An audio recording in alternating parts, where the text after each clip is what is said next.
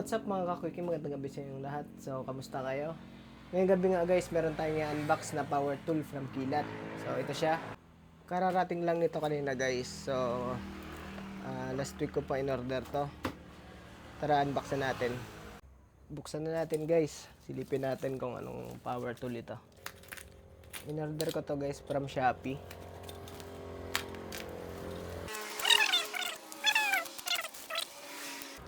Ayan, napaka-premium pa rin ng lagayan niya. Parang yun in-unbox ko last time. Yung impact wrench natin na KD005 yata. Ayun. Ito. Hard case ulit. Premium hard case. So, medyo maingay. Buksan na natin.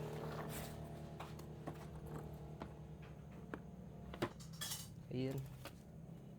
So guys, ito yung cordless na brushless drill.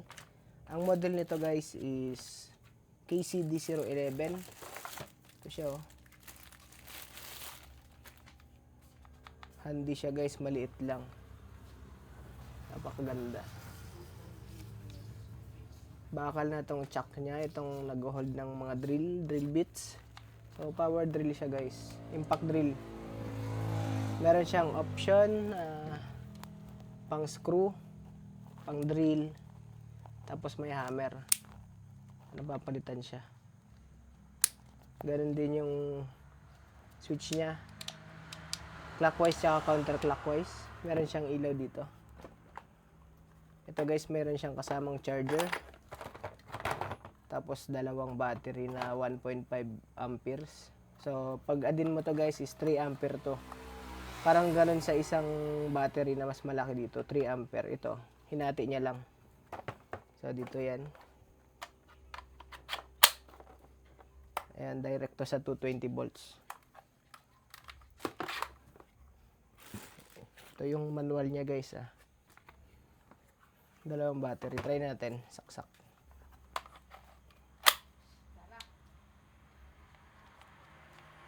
So, parang low bat ito. Low bat yata. Try natin tong isa. Ayun. Baka low bat tong isang battery. Ito yung i-charge ko mamaya. Ayun guys, may ilaw.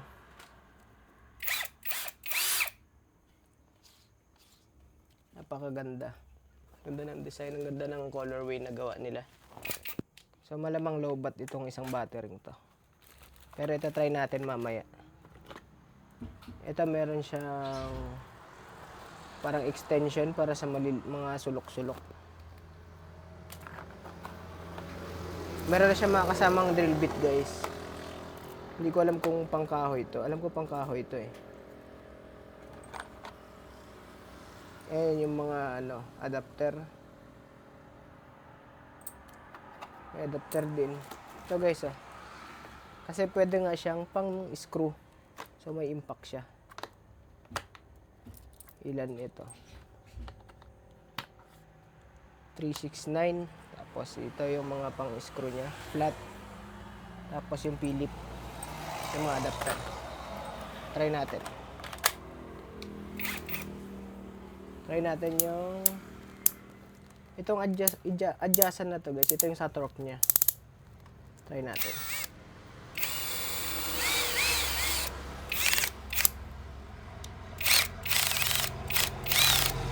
Ayan.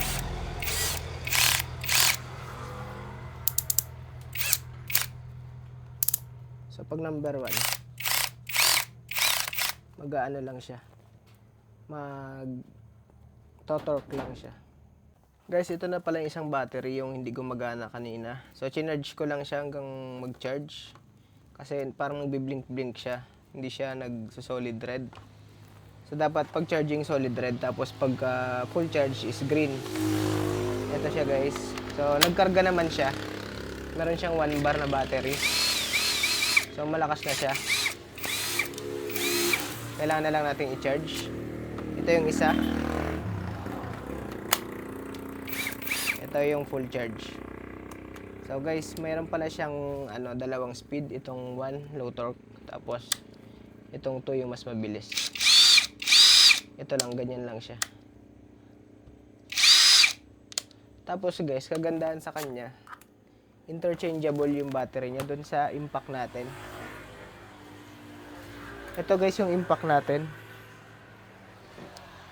Ito nagamit ko na kasi kaya medyo madumi na siya, hindi ko pa napupunasan ulit. So ito yung battery ng impact, 3 amperes to guys. Itong mga to is 1.5 ampere. So pag pinagsama mo tong dalawa, is katumbas niya tong isa. So interchangeable siya. Try natin tong 3 amperes dito sa drill. Ayan na gumagana. So meron pang 2 bar. Ayan.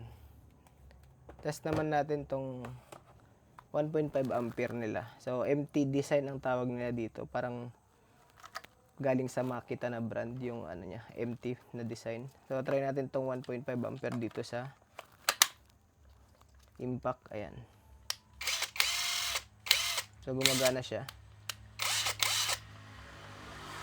Kaya lang lobat. Nalobat tong isa dahil nagkakakarga tong isa.